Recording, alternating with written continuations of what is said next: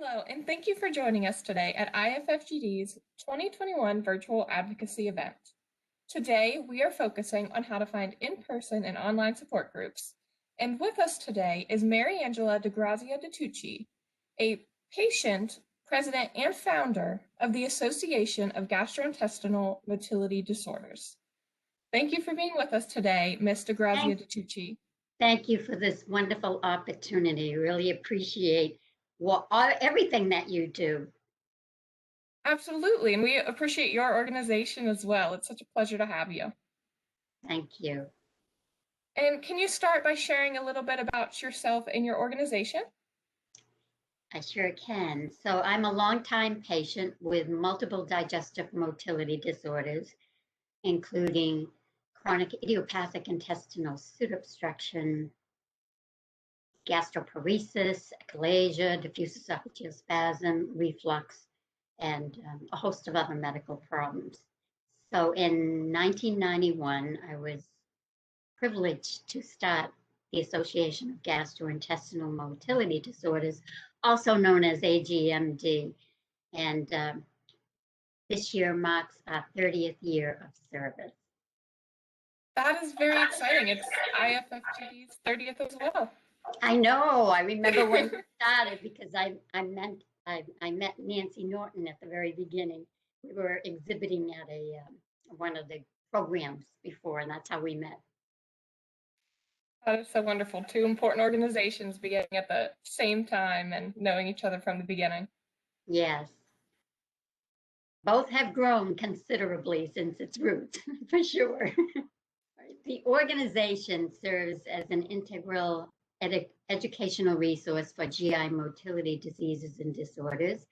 It also functions as an important clearinghouse for members of the medical, scientific, and nutritional communities. And it also provides a forum of support for patients and their families impacted by GI motility disorders. That's our mission. And again, it's been such an honor to be able to serve in this capacity for all these years. Thank you so much for giving us that great introduction. And could you also let us know how often your organization holds meetings? Typically, we meet every month with some program. We offer a lot of virtual programs. And so this year is no exception. We've been doing that for quite a while. So with the COVID virus, we just went right into the flow of it. And so it's typically every month we have some program that is scheduled. And the programs, we have patient support groups that are online. We had an in-person Massachusetts group, but that has gone virtual. We have medical experts that talk about specific motility disorders. We have nutritionists who talk about the dietetic part of the motility patient and what options they have. We have interviews that we have with inspiring patients and their family members. And we have discussions. We have a Let's Talk series where we discuss any topic that is related to living and coping with motility disorders, and that's open to patients as well as families. And I must say, with all these programs, not only are patients and family members welcome, but we have members in the medical community that hop on and listen, other nonprofits, other dietitians, and anyone who's really interested in digestive motility disorders. They're all welcome. And we have patients and family members and medical who are on this program from around the world. So we've had people from Egypt, Africa, India. So it's been very exciting and very productive. We also have an AGMD Beacon of Hope e-magazine. And that magazine is a compilation of articles by medical and nutritional professionals, as well as patients and their family members and other healthcare workers.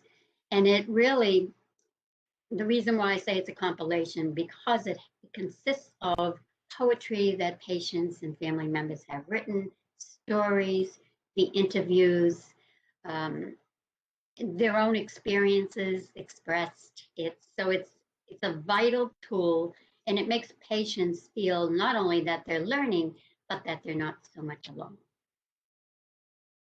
That is wonderful. That is great that you have such a wide variety of resources and support available for patients. And as you said, not just patients, the medical community and beyond. So as far as who should consider attending your meetings, it sounds like really anyone who has been impacted by or is interested in learning more about gastrointestinal and motility disorders. That's absolutely correct. Um, and we've had many people who are just curious who come on, and then there are some people who have a relative or a friend or a coworker, and that person, the patient, may not be ready to take that step to hear more. And so they have these people who come on and try to learn as much as they can and encourage whoever is the patient to come on board and learn and know that this is a very safe and comfortable environment to talk. Great. Thank you for giving us that information. It's so great to know that it's such an open and accepting and accessible resource for really anyone who may feel the need to reach out and take advantage of that wonderful resource that your organization provides. You touched on it a little bit, but can you also share some information on what topics you typically cover during the meetings to help give community members an idea of what they can expect? Sure. So sometimes we have meetings that are dedicated to a specific motility disorders, such as chronic idiopathic intestinal pseudoobstruction, or just chronic intestinal pseudoobstruction, or esophageal problems, or gastroparesis. Others, we have coping. How do you cope with this? How to help others understand? How do you understand? How to have hope when all of this is going on? How to integrate your motility disorder into your life? How to find purpose? Navigating the medical system, finding experts, how to accurately describe your symptoms, helping others understand, mourning the losses, and those who are newly diagnosed. Those are just some of the topics, but they go on and on, from self-esteem to building confidence. It's a very broad list, to say the least.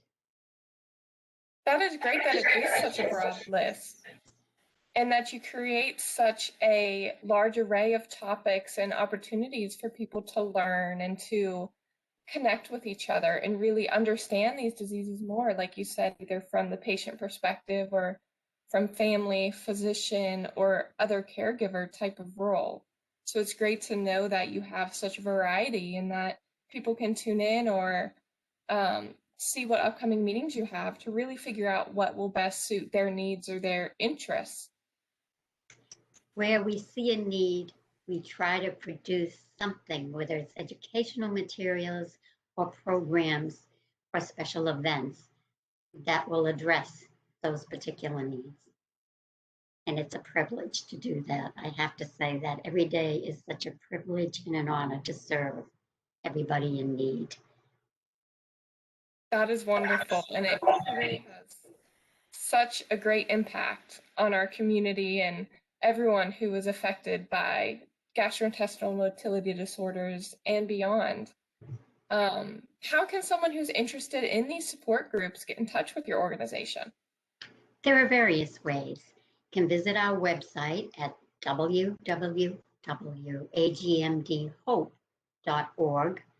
And we have a join button on there where you can join our organization. It's free. And that way there you get all the announcements and you get the e-magazine that comes out. Along with that, we have, you can reach us by phone, obviously, 781-275-1300. We can also have emails sent to us, so you can send directly to me, which is Maryangela at agmdhope.org, or info at gimotility-agmd.org. And Like so many other organizations, we are on social media. So we're on Facebook, Twitter, Instagram, and also we have an AGMD Inspire community site online. And we also provide one-on-one support. So if somebody needs to talk, whether it's a patient or family member, feel free to reach out and we will get back to you on that. Thank you so much. It's great to see that there's so many ways for the community to contact you. And we will follow this presentation with a slide with some of that information to make it easier if you would like to reach out to AGMD to learn about anything more about their resources or sign up for support groups. So thank you so much. Thank you so Yes. much. We appreciate you taking your time to share with us about your group, Ms. Degrazia-DiTucci. And for anyone who's just joining us, we just talked with Maryangela Degrazia-DiTucci from the Association of Gastrointestinal Motility Disorders. If you missed this talk, you can find hers and others from this event at IFFGD.org. Thank you again.